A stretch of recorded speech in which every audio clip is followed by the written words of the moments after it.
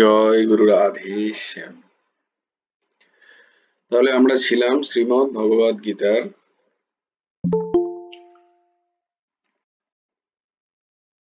7ম অধ্যায়ের 15 নম্বর শ্লোক আজকে আমরা করব। গতকাল 14 নম্বর শ্লোক করেছিলাম, আজকে 15 নম্বর শ্লোক।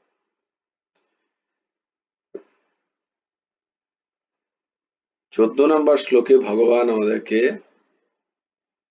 আশ্বাস দিয়েছেন যে কেউ যদি অনন্য রূপে অন্য কোনো আশ্রয় ব্যতি রেখে যদি আমারই আশ্রয় নেন, তাহলে আমি তাকে মায়া অতিক্রম করার জন্য সাহায্য করব।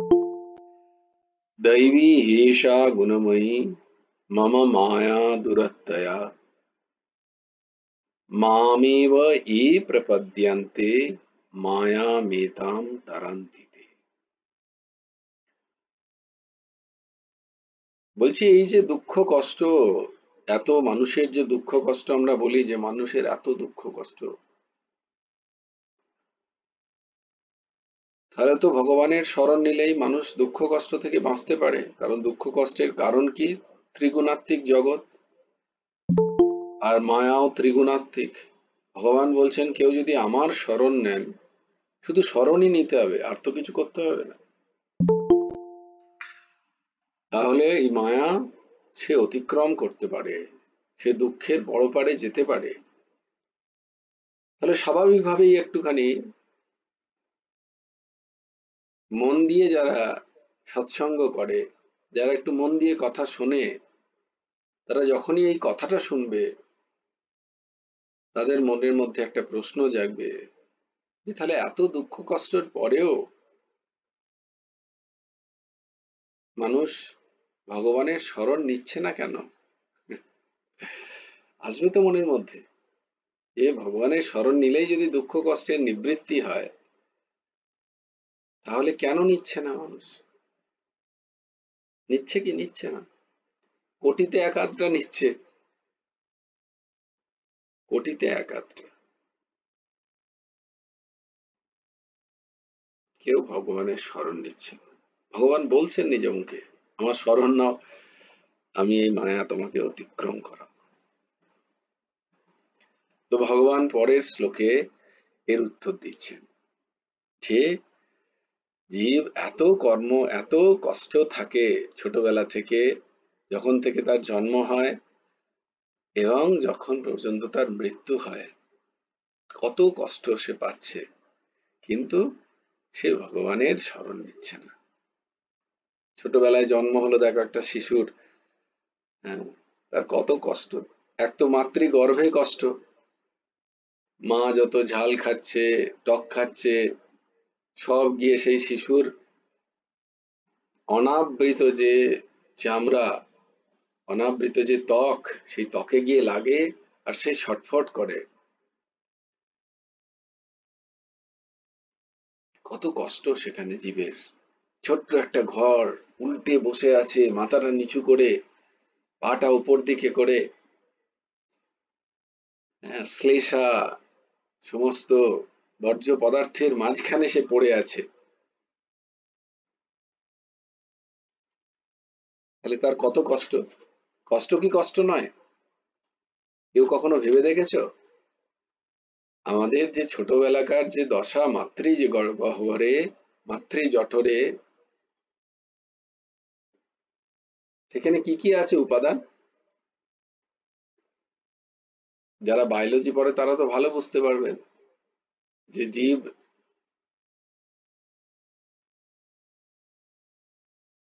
ভূমিষ্ঠ হওয়ার আগে তার ঘরটা কিরকম ছিল, সেখানে কি কি খুব সুখে ছিল, সে হাসছিল, খেলছিল। ওই অবস্থায় কেউ থাকতে পারবে? পারবে না। তাহলে বিবেক দ্বারা বোঝা যায় যে সেই সেই যন্ত্রণা, কত যন্ত্রণা জীবের। যখন তার 7 মাসের পরে তার যখন আস্তে আস্তে বোধ হয়, শুরু হয়, তখন 3 মাস তাকে কত যন্ত্রণা সহ্য করতে হয়। শাস্ত্র বলে, গুরুদেব বলেন যে ওই যে 3 মাস জীবের পূর্ব পূর্বকৃত যত জন্ম, কোটি কোটি জন্মের কথা তার মনে পড়ে, তার যত দুষ্কৃতির কথা তখন মনে পড়ে, যে আমি কোন কোন জন্মে কত কত বাজে কাজ করেছি, অকাজ করেছি, অধার্মিক কাজ করেছি, তাই জন্য আবার আমাকে এই জায়গায় এসে এই রকম চরম যন্ত্রণা ভোগ করতে হচ্ছে, চরম যন্ত্রণা মাতৃজঠরে জীবের। তখন সে ভগবানকে প্রার্থনা করে, হে প্রভু, তুমি যেই হও না কেন। তখন তো সে জানে না সাকার নিরাকার,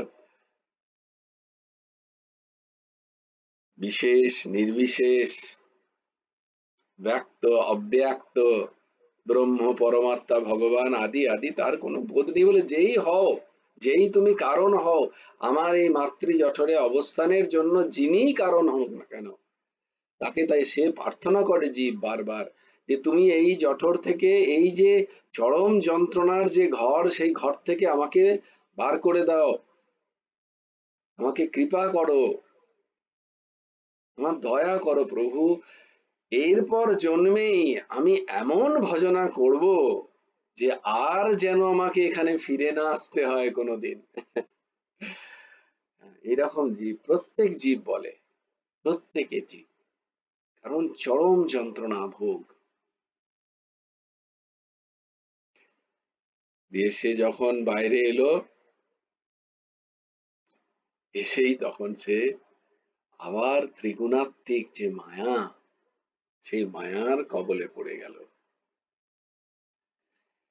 ব্যাস, সে যন্ত্রণা ভুলে গেল।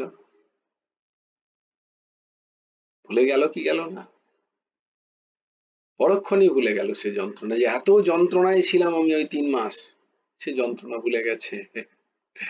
এটা তো আমাদেরও হয়, তাই না? আমরা কত কষ্ট পাই, কখনো কোনো না কোনো আত্মীয় আমাদের বিয়োগ হয়, কোনো কোনো কামনার বস্তু বিয়োগ হয়, বাসনার ব্যক্তি আমাদের থেকে ছেড়ে চলে যায়, আমরা প্রচন্ড কষ্ট পাই। সেই কষ্ট কিছুদিন থাকে, তারপরই মায়া, ত্রিগুণাত্মিক মায়া আমাদের সেই কষ্ট ভুলিয়ে দেয়, আবার আমরা সংসারে এক এক হয়ে যাই, আবার সংসারের কামনা বাসনায় আমাদের দিন যায়, আমাদের বৈরাগ্য জাগে না। এত কষ্ট, চরম যন্ত্রণা পাওয়ার পরেও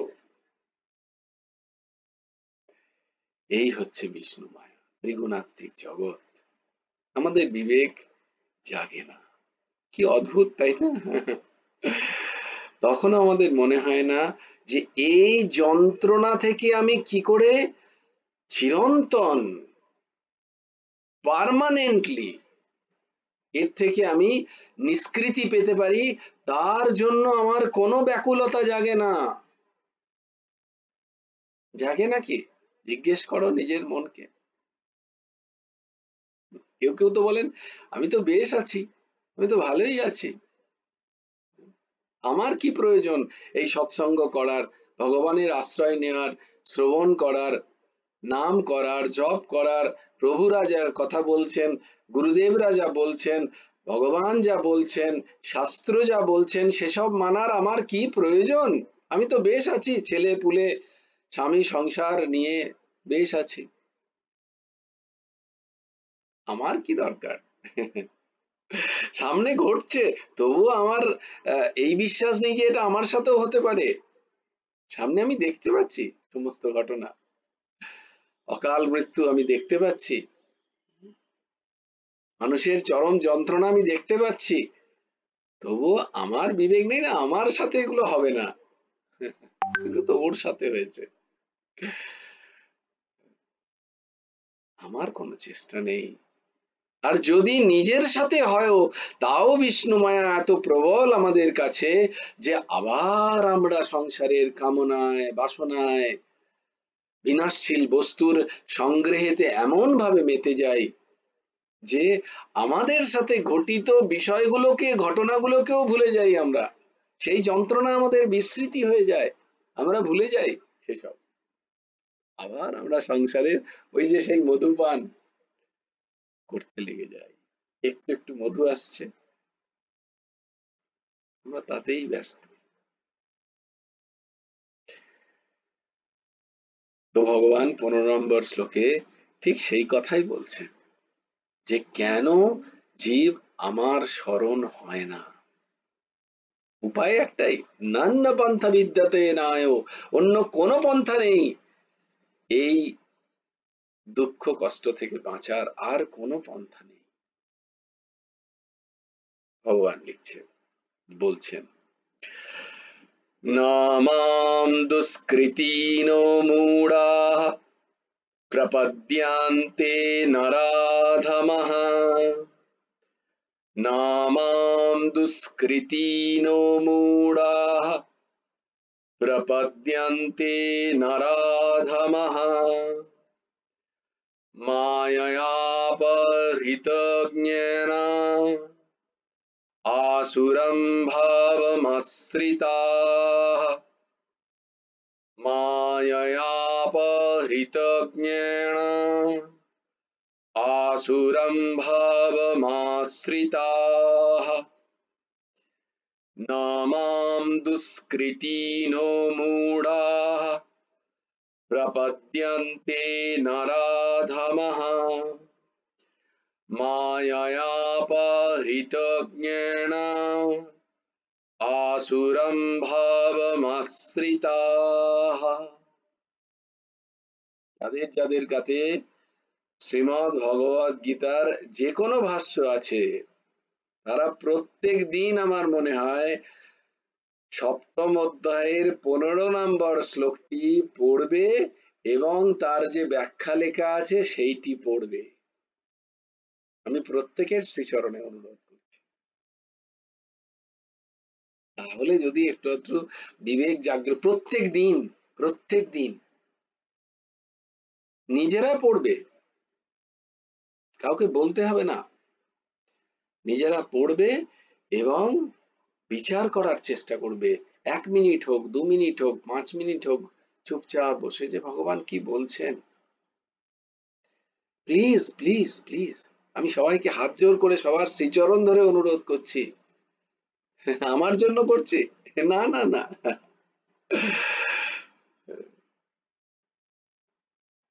তোমাদের দুঃখ নিবৃত্তির একমাত্র পথ এখানে লেখা আছে, তাই জন্য অনুরোধ করছি প্রত্যেকের শ্রীচরণ ধরে, কোথাও যেতে হবে না। মায়া, মায়ার দ্বারা অপহৃত জ্ঞান, হতজ্ঞানী, আসুরম আসুরি, ভাবম ভাবের, আশ্রিতাহা আশ্রয় গ্রহণকারী, নরাধমাহা মানুষদের মধ্যে অতিশয় নীচ, দুষ্কৃতিনঃ পাপাচারী, মূঢ়াহা মূঢ়ঃ মাম আমার না প্রপদ্যন্তে শরণ নেয় না। প্রত্যেকে প্রত্যেকে শ্রীমদ্ ভগবদ গীতার সপ্তম অধ্যায়ের 15 নম্বর শ্লোক, প্রত্যেকে তার ব্যাখ্যা পড়বে। ব্যাখ্যাটা পড়তে হবে অবশ্য, যেখানে টিকা আছে, শুধু শুধু শুধু মানেটা পড়লে হবে না, তার ব্যাখ্যা কি বলছে। মায়া দ্বারা হতজ্ঞানী, আসুরি ভাবের আশ্রয় গ্রহণকারী, মনুষ্য কুলে অতিশয় নীচ, পাপাচরণকারী মূঢ় ব্যক্তি আমার শরণ নেয় না।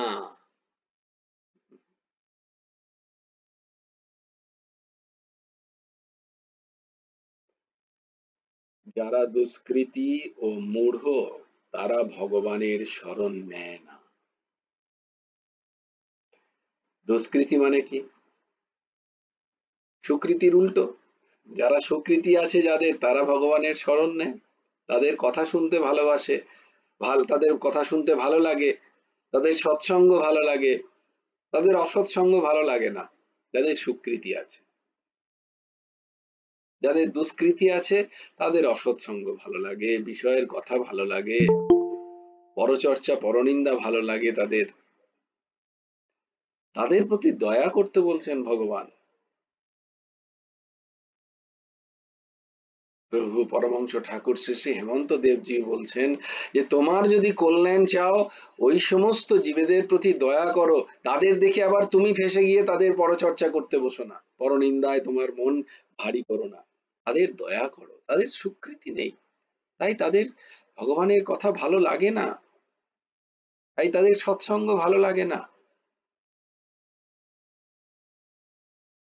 দুষ্কৃতির ব্যাখ্যা এখানে বলছেন পরম পূজ্য স্বামী রামসুখদাসজি মহারাজ।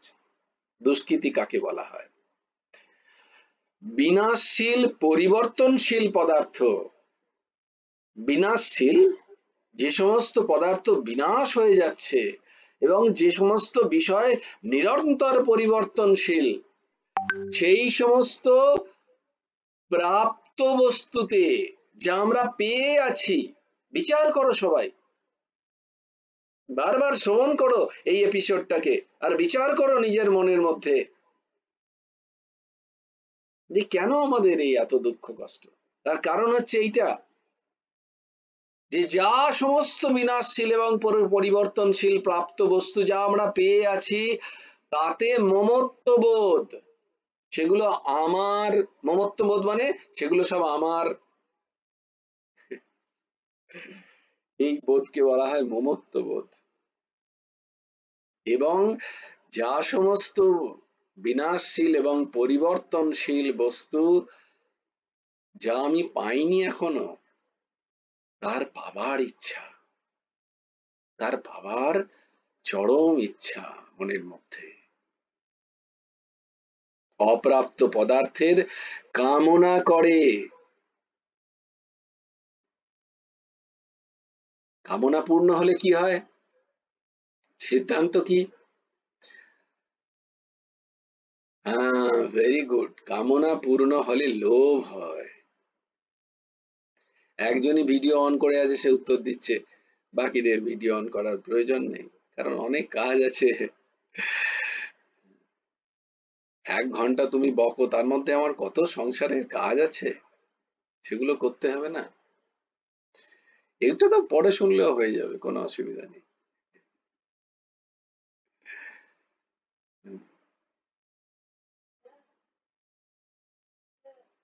অপ্রাপ্ত পদার্থের কামনা করে, কামনা পূর্ণ হলে লোভ হয়, আর কামনা পূরণে বাধাপ্রাপ্ত হলে ক্রোধ জন্মায়, ক্রোধ জন্মায়। তাহলে আমার ক্রোধের কারণ কি? আমি যত বিনাশশীল পরিবর্তনশীল বস্তুগুলোর কামনা করছি, সেইগুলো যদি না পূরণ হয় বা সেইগুলো যদি বাধাপ্রাপ্ত হয় সেইগুলোর পূরণে, তাহলে আমার মধ্যে ক্রোধ জাগে, আমার খুব রাগ হয়, আমার ওকে দেখলে খুব রাগ হয়, ওর এই সবগুলো আমি সহ্য করতে পারি না। তুমি নিজেকেই সহ্য করতে পারো না তো, অপরকে দেখা বন্ধ করো, আগে নিজেকে দেখো। লোভের বশবর্তী হয়ে মিথ্যা, কপটতা, বিশ্বাসঘাতকতা, প্রবঞ্চনা ইত্যাদি পাপ করে এবং ক্রোধের বশবর্তী হয়ে ঈর্ষা, শত্রুতা ইত্যাদি হিংসামূলক পাপ করে। একেই বলে দুষ্কৃতি। এগুলোই হচ্ছে দুষ্কৃতচারী। এই দুষ্কৃতি নিরন্তর আমরা করে যাচ্ছি, ও খারাপ, ও ভালো। আরে নিজের প্রতি খানিকটা তো কৃপা করো, খানিকটা তো কৃপা করো। ভগবান তো কৃপা করে আছেন, তোমরাও করো। আমরা আমাদের নিজের প্রতি কৃপা করি না, কত পরার্থপর আমরা। মানুষের পাপ, মানুষের দুষ্কৃতিগুলো দেখে তাদের প্রতি কত আমাদের সহানুভূতি।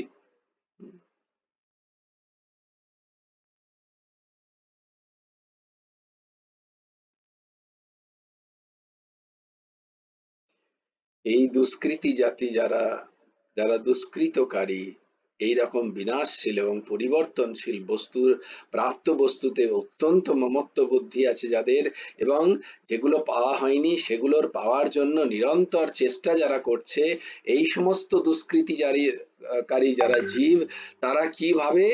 নিরন্তর তারা ভাবে যে আমি বেঁচে থাকবো, আমি আরো ভোগ করব, আমার ভোগের এখনো সমাপন হয়নি। না না, এখন তো ভোগের সময়, এখন কি ভজনের সময় নাকি? আরে তুই তো এখন বাচ্চা ছেলে, এখন তো ভোগ করার সময়, এখন কি এইসব কেউ শোনে নাকি? এই গীতা ক্লাসেই প্রশ্ন এসছে আমার কাছে, যে এখন তো আমার ছেলে যদি এগুলো শোনে, তাহলে তো সে তো ভোগ আর ভোগের সংগ্রহ করবে না, তাহলে সে ভোগ করবে কবে? কি কত অজ্ঞান! সেটা কি এবারে প্রথম শরীর পেয়েছে সে? কত কত জন্মে ভোগ করেছে, তাই জন্য ভোগের সংস্কৃতি তৈরি হয়েছে তার মধ্যে, এবারেও তাই করছে। যদি তার মধ্যে তার সময় শেষ হয়ে যায়, তুমি কি করে ভাবছো যে তুমি বাঁচবে 80 বছর? কালকের দিনের সূর্য যে তুমি দেখবে তার গ্যারান্টি কে দিচ্ছে তোমায়? এরকমই একবার হয়েছে। ভীম দাদা গেছেন ধর্মরাজ যমরাজের কাছে সৎসঙ্গ করতে, কারণ তিনিও তো দ্বাদশ মহাজনের একজন, বৈষ্ণবানাম অগ্রগণ্যের মধ্যে একজন যমরাজ। তো তার সাথে সৎসঙ্গ করতে গেছেন, একটু কৃষ্ণ কথা শুনবেন। তো যমরাজের দুয়ারে একজন ভিখারি এসছে, অর্জুনও বসে আছেন, যমরাজের দুয়ারে একজন ভিখারি এসছেন, প্রভু দুটো চাল দাও। যমরাজ বললে, আমি এখন সৎসঙ্গে আছি, তুমি কালকে এসো। কি বলছেন? তুমি কালকে এসো, কালকে দেবো সকালবেলা, এখন আর আমার বিতরণ করার সময় চলে গেছে, তুমি কালকে এসো। তো ভীম দাদা এই শুনে খুব হাততালি দিতে লাগলেন, হাসছেন আর হাততালি দিচ্ছেন, বাহ বাহ বাহ বাহ বাহ, দারুণ দারুণ ব্যাপার, আরে সুন্দর অপূর্ব। তো বললেন, এর মধ্যে অপূর্বর কি হলো? যমরাজ জি গেছেন খোঁজে, বলছে এর মধ্যে এরকম হাসছেন কেন আপনি ভীম দাদা, আপনি কেন এরকম হাসছেন? বলছে, না না, এই প্রথম একজন সাক্ষাৎ একজনকে দেখলাম যে মৃত্যুকে জয় করেছে। খুব মন দিয়ে শ্রবণ করো তোমরা কথাগুলো, এই শুধু গল্পের কথা নয়। বলছে মৃত্যুকে জয় করেছে এরম একজন প্রথম দেখলাম, কারণ যমরাজেরও মৃত্যু আছে, তারও কাল আছে, সে চিরকাল, তিনিও তাকার অধিকার নেই তারও, এই সৃষ্টির যেমন কাল আছে যমরাজেরও তেমনি কাল আছে।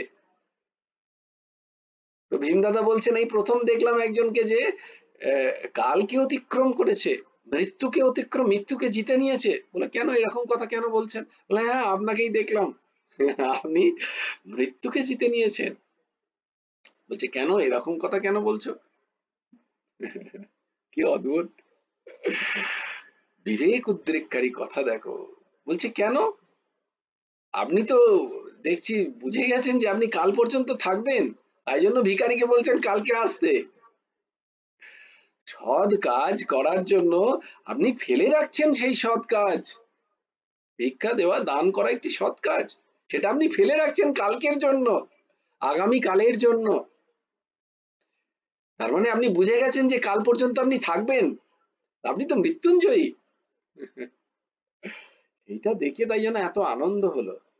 বিবেক, ভীমদাদা কি করছেন? যমরাজের বিবেকে ঠোকা লাগাচ্ছেন। আমরা ফেলে রাখি না, না না কালকে হবে, আজকে একটু ঘুমিয়ে নি, আজকে একটু সিনেমা দেখে নি, আজকে একটু সিরিয়াল দেখে নি, আজকে একটু ফেসবুক করে নি, গোপাল শাস্ত্রনাম তো কালকে শুনলেও হবে, কাল পর্যন্ত থাকবো আমি, আমি গ্যারেন্টি আছে আমার। মৃত্যুঞ্জয়ী আমরা সবাই, কাল কার লেঙ্গে, সন্ধ্যেবেলা করে নেবো, সকালবেলা করে নেবো, আমরা মৃত্যুঞ্জয়ী সবাই, মৃত্যুকে জিতে নিয়েছি আমরা। কি অবিবেকী আমরা, তাই না? অথচ আমরা ভাবি আমরা মানুষ, আমাদের চেতন অত্যন্ত প্রখর, আমরা খুব বিবেকী, আমরা খুব বুদ্ধিমান, আসল কাজ আমরা ফেলে রাখি। এখন তো ভোগের সময়, হবে ভজন কখনো, এগুলোকে বলে তমগুণের আধিক্য। কারণ আমরা সার কি অসার কি তার বিবেক নেই, কি নিত্য কি অনিত্য, কি চিরকাল থাকবে আর কি নিরন্তর চলে যাচ্ছে ভেঙে যাচ্ছে অনিত্য বস্তু, তার বিবেক আমার মধ্যে নেই। সৎ অসতের বুদ্ধি আমার নেই, আমার জ্ঞান চক্ষু খোলেনি যে কোনটা সৎ বস্তু আর কোনটা অসৎ বস্তু, কোনটা গ্রহণ করা উচিত কোনটা বর্জন করা উচিত, তার বিবেক আমার জাগৃত হয়নি। কোনটা বর্জ্য পদার্থ আমি জানিই না, কোনটা কর্তব্য কোনটা অকর্তব্য তার জ্ঞান নেই আমার মধ্যে।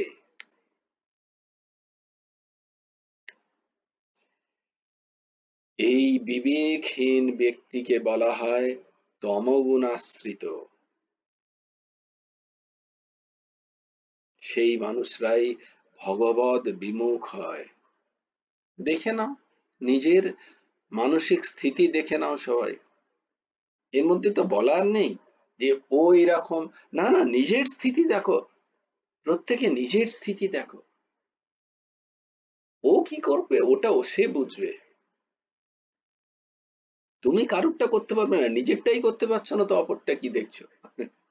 আমি আমার নিজেরই স্থিতি পরিবর্তন করতে পারছি না, আগে আমি অপরের দেখছি। ও তমগুণী, তুমি কি? আমার মানসিক স্থিতি কি? আমি কি কর্তব্য অকর্তব্যের জ্ঞান আমার হয়ে গেছে? সত্য অসত্যের বস্তুর জ্ঞান আমার হয়ে গেছে? আমি কি জানি কোনটা গ্রহণীয় কোনটা বর্জনীয়? যার হয়ে যাবে সে তো হংস স্তরে হয়ে যাবে, একে বলে হংস হওয়া।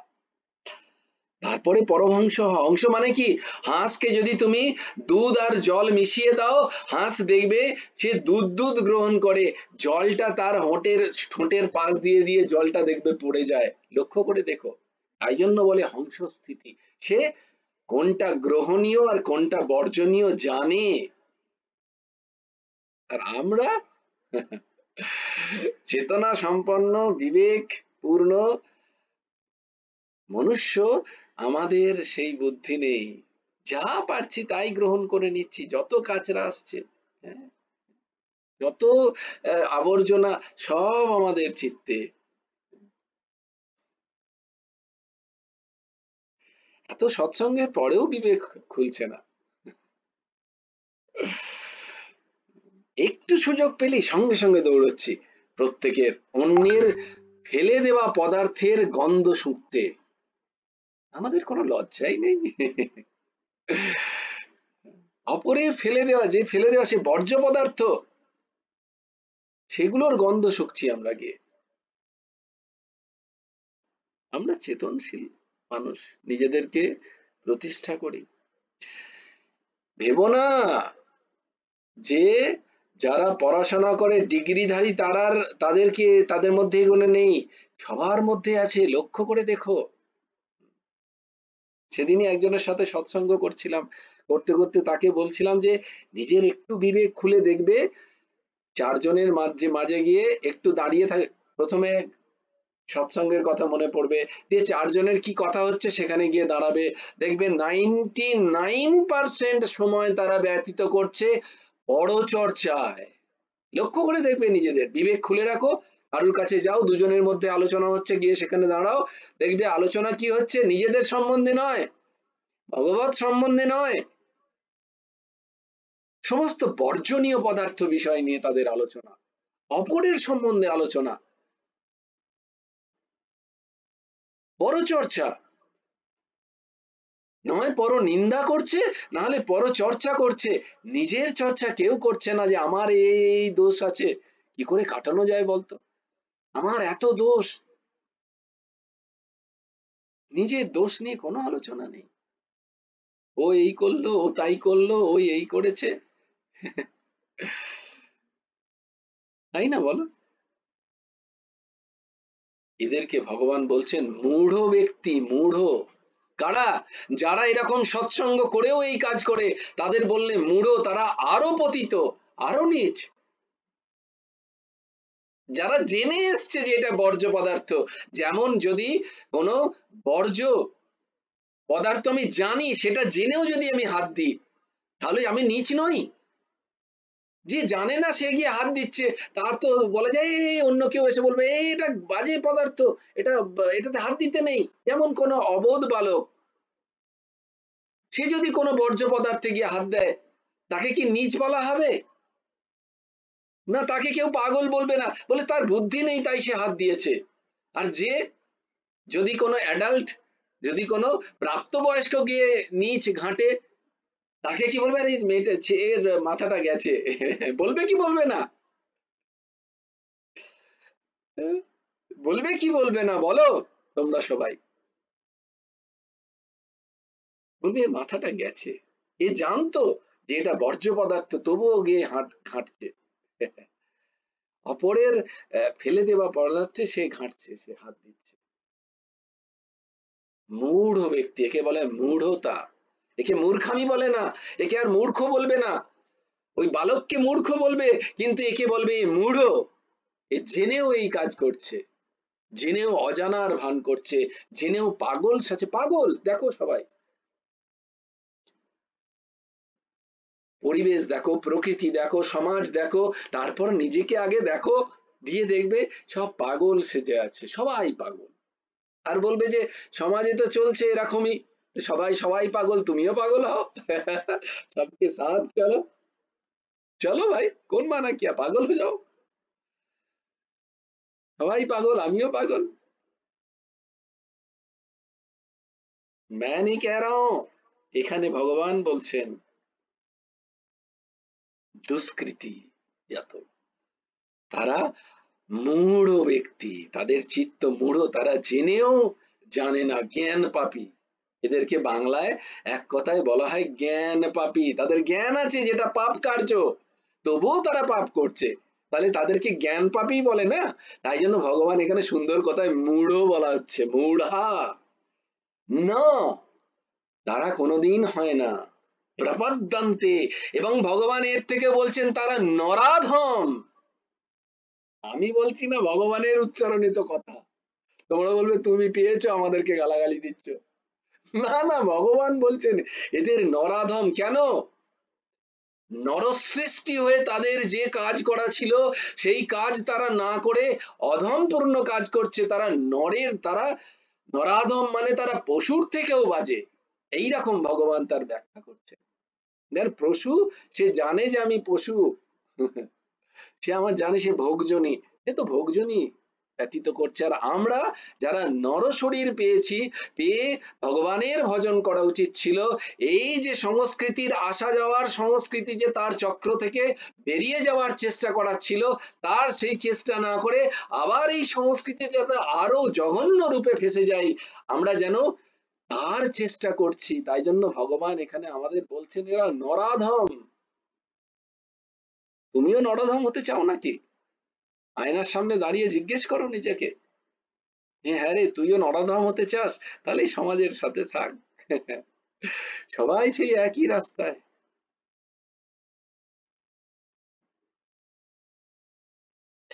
নরাধম বলার অর্থ এই যে এই দুষ্কৃতী এবং মূঢ় ব্যক্তিগণ পশুর থেকেও হীন। পশুরা তবুও তাদের আপন মর্যাদায় সীমায় থাকে, কিন্তু এরা মানুষ হয়েও নিজেদের আয়ত্তের মধ্যে থাকে না।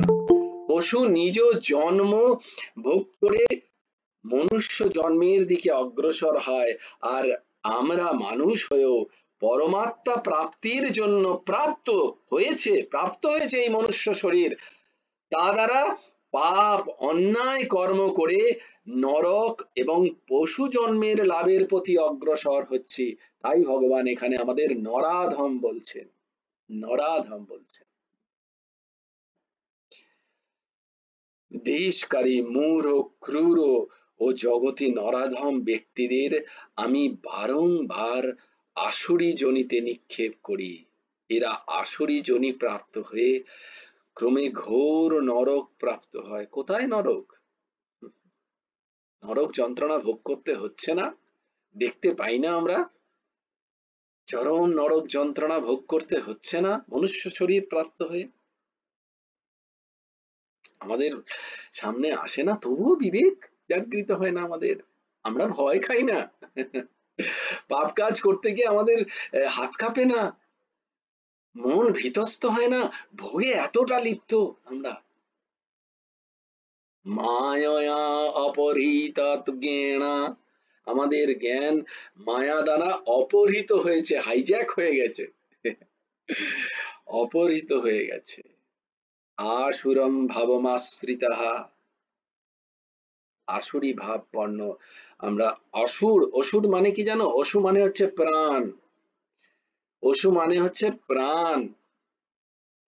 আর আমরা যারা এই প্রাণ পুষ্টি করার জন্যই আমাদের কর্মচেষ্টা নিরন্তর, তাদেরকে বলা হয় অসুর। অসুর আর দেব কোনো অন্যান্য লোকে নেই, তোমার মধ্যেই আছে, আমাদের মধ্যেই আছে। আমরা যা শুধু শুধু প্রাণ পুষ্টির জন্য কর্ম করছি, দুটো খাবার জুটে যাক ব্যাস, তাহলেই হবে।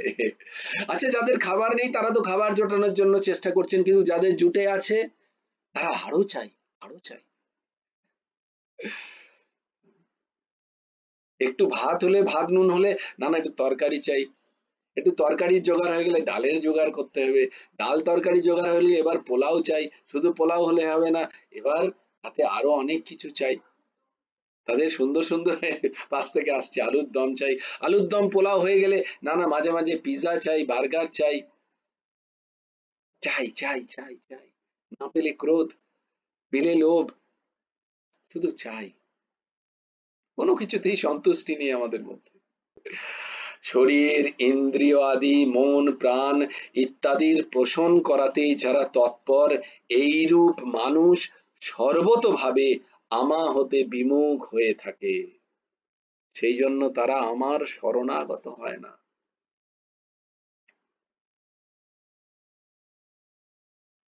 সেই জন্য কেউ আমার শরণাগত নয়। অপর আর একটা ভাব হলো জ্ঞান মায়া দ্বারা অপহৃত। তাদের দৃষ্ট পদার্থগুলি আদি ও অন্তের দিকে যায় না, যে এই বস্তুটা প্রত্যেকে দেখে নাও, কোন বস্তু টিকে আছে? তাই এমন একটা বস্তু দেখাও যে বস্তু এইখানে পেয়েছো আর সেটা নষ্ট হয়নি। বিবেক, জ্ঞান দ্বারা বলো, অভিজ্ঞতা দ্বারা বলো, প্রত্যেকে বিচার করো, যে বস্তু এখানে পেয়েছো তার নষ্ট হয়নি সেটা। আমাদের জীবনকালেই নানা হয়েছে তো, হচ্ছে তো। তো কেউ উল্টে যদি তাহলে তাতে কি, তাহলে কি আমি আরো ভোগ করব না? অসুরী ভাব সম্পন্ন মানুষ এই কথা জিজ্ঞেস করে, তাহলে কি আমি ভোগ থেকে বিরত হব? তাহলে কি বলছো সব বেচে বুচে দিয়ে ভজন করতে লাগবো, ভগবানের ভজনেই সব হবে? না না, ভোগ করো। মূঢ় ব্যক্তিকে যদি কিছু বলে দাও, সে একদম খেয়ে ফেলবে তোমাকে, আর মূঢ়তা দেখিয়ে দিলেই বলে না না দেখিও না বাবা, রহ রহ। সৃষ্টিতে থাকতে হবে, কীট পতঙ্গ গুলো থাকতে হবে, তাদের জন্ম কি করে হবে? তুমি মরলে তাদের জন্ম হবে? তাহলে তো মানুষ হয়ে যেতে, নাহলে তো ভগবানের সাথে লীন হয়ে যেতে। কি সুন্দর একটা প্রশ্ন! একজনকে বলেছিলাম যে গীতা ক্লাসে জয়েন করো, সে আমাকে প্রশ্ন করলো, দাদা একটা প্রশ্নের উত্তর দাও, তাহলে আমি ভেবে দেখবো। বলে কি প্রশ্ন? না এই যে এত মানুষ হচ্ছে, তার মধ্যে কিছু না কিছু তো মুক্ত হয়ে যাচ্ছে, তাহলে এত মানুষ বেড়ে যাচ্ছে কি করে, জনসংখ্যা বাড়ছে কি করে? এই প্রশ্নটা প্রথম শুনেছিলাম আমি একজনের কাছ থেকে। খুব বুদ্ধিমান, বুদ্ধিমতী, বুদ্ধিমান বলা উচিত না, বুদ্ধিমতী, বুদ্ধিমতী আমার এক বোন, খুব বিচারপূর্ণ, প্রগতিশীল যাকে বলা হয় এই সংসারে, সে প্রশ্ন করলো হঠাৎ অদ্ভুত ভাবে, যেহেতু পূর্বগীত গুরুদেবের কৃপায় তাকে উত্তরও দিলাম, তারপরে দেখলাম বিভিন্ন জায়গায় সেই উত্তরই দিচ্ছেন সবাই, শাস্ত্র সেই উত্তরই দিচ্ছে, এই দাসের মধ্যে থেকে ওই উত্তরই বেরিয়ে এলো, তাকে দিলাম ও উত্তর। সে চুপ করে রইলো, আমি বললাম কি বুঝতে পারলি? বলো না না বিচার করতে দাও। সে এমন বিচার করেছে, সে আর কোনোদিন গীতা ক্লাসে আসেনি। তাকে সত্য দেখিয়েছিলাম। মূঢ়া। তারপরে যখন তার এইরকমই, তার মানে তার নয়, প্রারব্ধের কারণে এইরকম কোনো কারোর যদি নরক যন্ত্রণা ভোগ হয়, তখন সে ছটফট করে, কারণ তার কাছে আর যাওয়ার জায়গা নেই তো। ভগবানের প্রপদ্যতা নেই, সে ভগবানের কাছে যেতে পারে না। সে কেন হলো, কেন হলো, কেন আমার সাথে এরকম, আমার সাথেই কেন এরকম, এইরকম করে ঘুরে বেড়ায়। এদের মূঢ় ব্যক্তি বলে, আমারই সাথেই কেন এরকম। তখন তাদের আর সেই চরম যন্ত্রণাদায়ক মানসিক স্থিতির প্রলেপ দেওয়ার মতো জল তাদের কাছে নেই, কারণ তারা সেটা সংগ্রহ করেনি।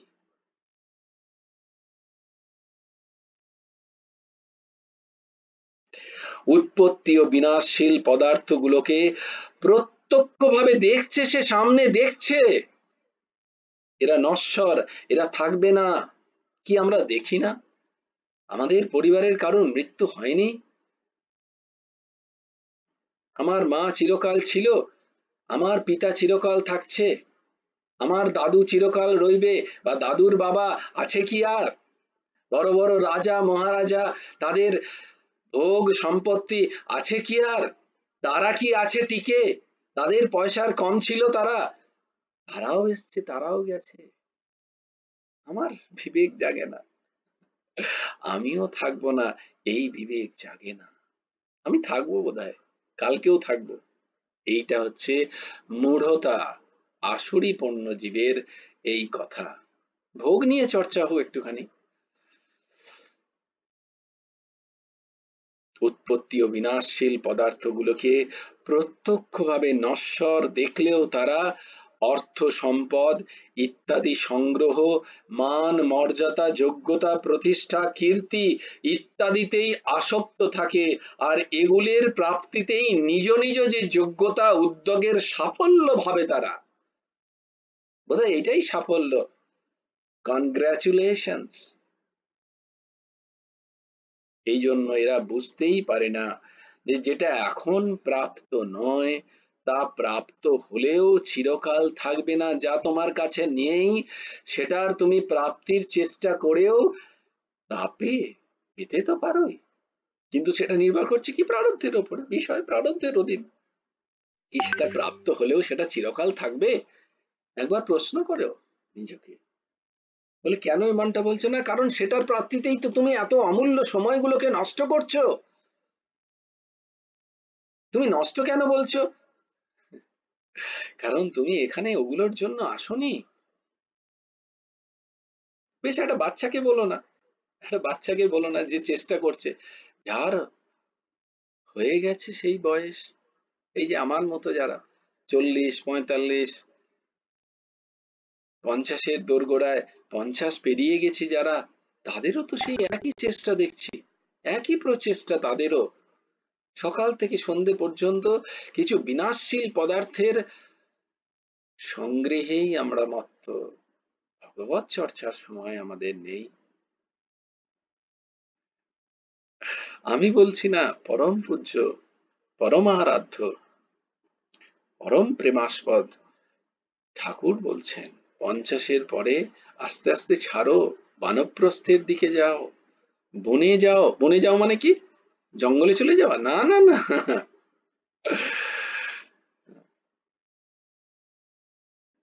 ভোগ থেকে নিবৃত্ত করো নিজের মনকে। তো যা প্রাপ্তির জন্য আমি এতদিন চেষ্টা করেছি, সেই প্রাপ্ত করেও আমার বিবেক সেগুলো নষ্ট হয়েছে, এখনো জাগেনি। এবার জাগাও, তা প্রাপ্ত হলেও যে চিরকাল থাকবে না এই বোধকে স্বীকার করো। আমাদের সঙ্গে তার কোনো সম্পর্ক থাকবে না, এইটাকে স্বীকার করে নাও। করে কি করো না, মনুষ্য জন্মকে সার্থক করার জন্য ভগবানের আশ্রয় গ্রহণ করে, ভগবানের প্রসন্নতার জন্য ভগবানের নাম লীলা ধাম এবং কথায় নিজের জীবন যতটুকু বেঁচে আছে, জানো না, কেউ জানো না, কেউ জানি না আমরা। একটা সেকেন্ডের পরের সেকেন্ডের কেউ দায়িত্ব নিতে পারবে যে এই শ্বাসটা গেল, পরের শ্বাসটা আবার ফিরে আসবে? কেউ বলতে পারবে? বলো তো বিবেক দিয়ে। দেখতে পাচ্ছি কি পাচ্ছি না বিভিন্ন ঘটনায়? পরের পরের শ্বাসটা যে আমার মধ্যে ফিরে আসবে তার কোনো গ্যারেন্টি নেই। তাহলে যতটুকু সময় বেঁচে আছে ততটুকু সময় নিজের কল্যাণে কাজে লাগাই, ভগবানের শরণাগত হয়ে ভগবানের প্রসন্নতার কারণে, ভগবানের প্রসন্নতার জন্য ভগবানের নাম করো, কোনো ক্ষণভঙ্গুর বিষয় প্রাপ্তির জন্য নয়। সেগুলো কর্তব্যের খাতিরে করো, কর্তব্য আছে, যে যেমন প্রারব্ধ পেয়েছো, কেউ মাতা, কেউ পিতা, কেউ পুত্র, কেউ কন্যা, যে যেমন প্রারব্ধে যেমন কর্তব্য পেয়েছো সেগুলো কর্তব্যের খাতিরে করো। মন রাখো যাহা কৃপা নিধানা,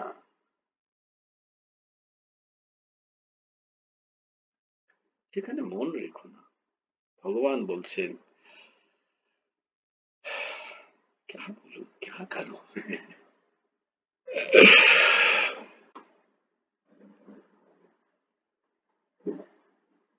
তারা যে শুধু টাকাকে সম্মান করে তাই নয়, তারা টাকার সংখ্যাকেও খুব সম্মান করে, টাকার আধিক্য অহংকার বোধ বৃদ্ধিতে সাহায্য করে। টাকার যত বৃদ্ধি হবে তত অহম বাড়ে। অহংকার হলো সমস্ত আসুরি সম্পদের আধার আর সমস্ত দুঃখ এবং পাপের কারণ। এই অহংকার বশত যারা নিজেকে প্রতাপবান মনে করে তারা অসুর ভাব প্রাপ্ত হয়। তাই আসুরি সম্পদ ত্যাগ করো, দৈব সম্পদ জোগাড় করো, ভগবানের শরণ হও। বারবার আমি বলছি, বারবার তোমাদের অনুরোধ করছি, যারাই শুনছো, যারা এখন শুনছো বা যারা ইউটিউবে শুনবে, তাদের প্রত্যেকে অনুরোধ করছি আমি বারবার, না না তাদেরকে নয়, এই দাস নিজের মনকে অনুরোধ করছে যে হে জীব, হে অহংকারী জীব, গীতার অধ্যায় নম্বর 7 শ্লোক নম্বর 15 বারবার পড়ো। এই মূঢ় যে চিত্ত তাকে জাগাও, তাকে আগে মূর্খ বলে ভাবো, হে মূঢ় তুই মূর্খ, যে তাই তুই জন্য তুই কি করছিস দেখ, ভগবানের যতক্ষণ না নাম নিচ্ছিস, ভগবানের কথা যতক্ষণ না না বলছিস, ভগবানের ইয়ান মূর্তম শনম ব্যাপী বাসুদেব না চিন্ততে সা হানি তন মহচ্ছিদ্রম সা ভ্রান্তি সা চ বিক্রিয়া, যতক্ষণ ভগবানের কথা বলে থাকছিস ততক্ষণই তোর বিক্রিয়া, তত সেইটাই তোর রোগ, সেইটাই তোর জীবনের হানি, সাহানি, সেইটাই তোর জীবনের সব থেকে বড় ভুল কাজ, সেইটাই তোর রোগ, যতক্ষণ ভগবানকে ভুলে থাকছিস। অন্য কোনো রোগ রোগ নয়, শরীরের রোগ রোগ নয়, যত রোগই হোক, মারণ রোগ এসে ধরুক, সেটা রোগ নয়। ভগবান বলছেন রোগ কি, যতক্ষণ তুই ভগবানকে ভুলে থাকছিস সেইটা রোগ। ইয়ান মুহূর্তম শনম ব্যাপী বাসুদেব না চিন্তাতে, বাসুদেবের চিন্তন হচ্ছে না, গুরুদেবের চিন্তন হচ্ছে না, সেইটাই রোগ, সেইটাই হানি, আর কোনো হানি কেউ তোমার করতে পারবে না।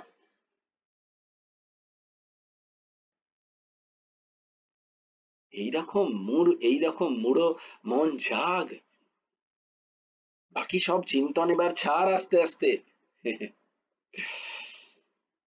কেন ছাড়বে হে, নিধেয় মাধ্যম সুলভম সুদুর্লভম প্লবম সুকল্পম গুরু করণধারম মায়ানুকূলেন নভস্যতে ঋতম পুমান ভবাব্দিন ন তরেত। সাত মহা প্রত্যেক সেকেন্ডে যতক্ষণ ভগবানের কথা চিন্তা করছো না ততক্ষণ নিজেকে আত্মহত্যা করছো, নিজেকে হত্যা করছো। আমি বলছি না, শাস্ত্র বলছে। এই বিবেক জাগ্রত করো, যতক্ষণ ভগবানের চিন্তন নেই, যতক্ষণ অন্য চিন্তনে সময় যাচ্ছে, ততক্ষণ নিজেকে আত্মহত্যা করছো, অন্য কেউ মারছে না তোমাকে, তুমি তোমাকে মারছো। এই বিবেক জাগাও, আগে নিজের প্রতি আগে কৃপা করো, তারপরে অপরকে দেখবে। মূঢ় ব্যক্তি এইরকম ভাব।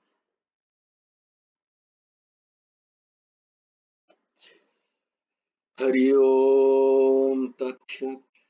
জয় জয় শ্রী রাধে। जय जय श्री राधे, जय जय श्री राधे। हरि बोलो, हरि बोलो, हरि हरि बोलो। जय गुरुदेव, जय गुरुदेव, जय गुरुदेव। जय जय परमहंस ठाकुर श्री श्री हेमंत देव जिउर जय। भज गुरु हेमंत देव राधे श्याम, जप हरे कृष्ण हरे राम, राधे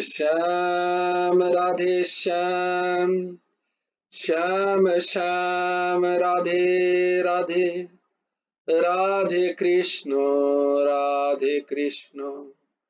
कृष्ण कृष्ण राधे राधे।